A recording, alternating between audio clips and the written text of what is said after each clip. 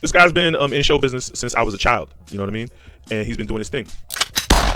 And he stood next to one of, if, in my opinion, a legend in show business. You know what I'm saying? That of which being Bill Cosby.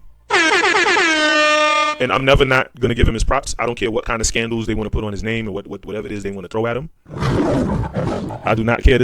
And so I don't care what they throw on Bill Cosby's name. You know what I mean? This man single-handedly revolutionized the perception of the black family in America. You know what I mean? And I'm always going to be grateful for that.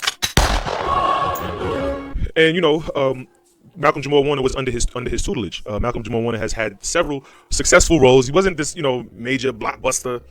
He wasn't all of that. No, he was a working actor. You know what I mean? I remember he had the sitcom back in the 90s when sitcoms were a thing. But throughout the mid 90s, it was Malcolm and Eddie. I remember he played the guy who drove the Bronco, the former teammate in the OJ story on Netflix. I remember that, with Cooper Gooding Jr.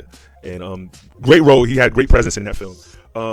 I do remember him doing having a role on a hospital drama. You know what I mean? He was one of the nurses or doctors or whatever may have you. So yeah, this guy has been a working actor and has been doing his thing and been really keeping his fingerprint on our lives throughout his acting career.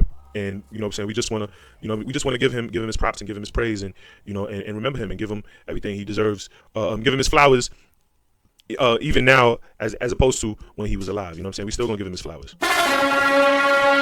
And we also gonna give our flowers to Bill Cosby too, because if it wasn't for Bill Cosby, we wouldn't know who Malcolm-Jamal Warner is either. Regardless of what they try to say about him, I don't. We're not getting into all of that political schmalitical. You know what I mean? Bill Cosby did his thing, and he solidified himself as a legend. Because I know I wasn't the only one raised on the Cosby Show. Okay, let's keep that a beam. You know what I mean? So yeah.